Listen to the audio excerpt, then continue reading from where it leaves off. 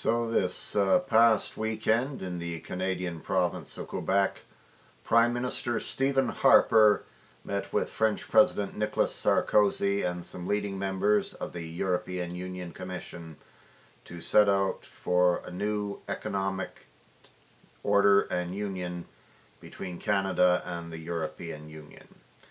Of course, this all came about as a result of the global financial meltdown. Began, I guess, with a subprime mortgage crisis, but it became apparent on the weekend of September 13th and 14th with the bankruptcy of Lehman Brothers and the absorption of Merrill Lynch by the Bank of America, and then other financial institutions started tumbling like dominoes, not only in America, but in Britain and in Europe. Now this financial meltdown is probably going to establish what George Bush Sr.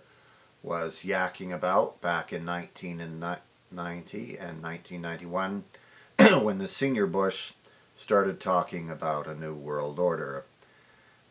This new agreement, which Harper has signed with Sarkozy, will strengthen the economic ties between Canada and the European Union.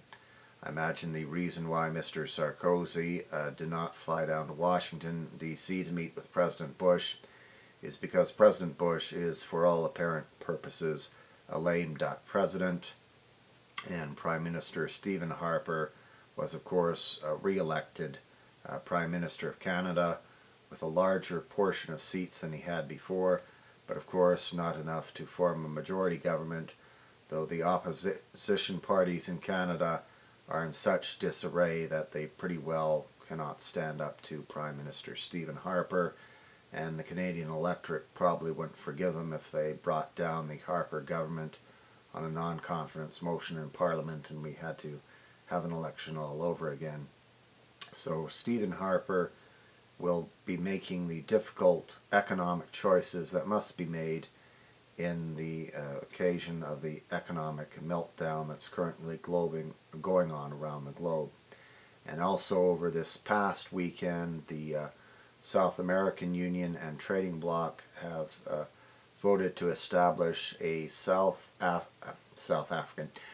American regional parliament. The South American Parliament will be centered in Bolivia, and members from various constituencies across South America will be electing members to that parliament.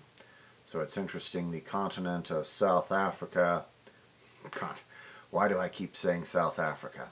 I guess I'm thinking of my friend Tim, who lives in South Africa. Hello Tim, if you're watching this video.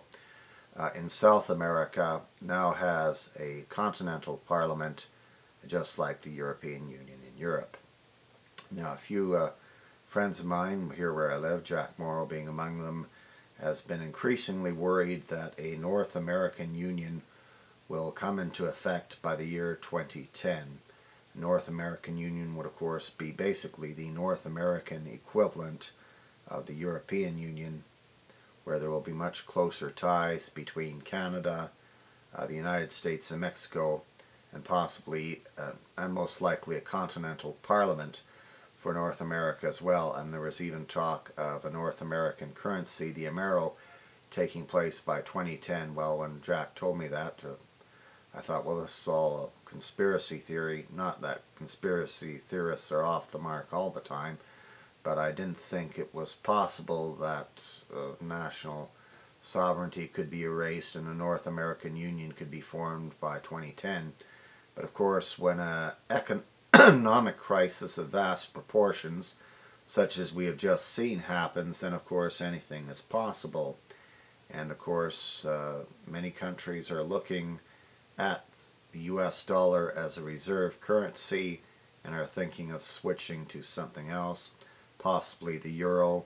A few years ago, the Prime Minister of Malaysia, Mahathir Mohamad, wanted to establish an Islamic currency for all the Islamic countries. Whether these things will come to pass, I don't know. But as I say, it's now anyone's ball game. And we're definitely in the emerging throes of a new economic order. Things will not be as they are in the past. Of course, in terms of the United States, I think that the man that will be directing America's integration into this new economic world order will most likely be Barack Obama. Already he's jumped ahead of McCain in the polls in several key swing states. This past weekend, Bush's Secretary of State from 2001 to 2005, the respected General Colin Powell, endorsed Barack Obama for president. And another endorsement which occurred this past weekend was Christopher Buckley, the son of National Review founder, publisher, and senior editor William F. Buckley Jr. Christopher Buckley has endorsed Barack Obama for president, which is quite something because, of course, his father, William F. Buckley Jr., was considered the epitome of conservative republicanism.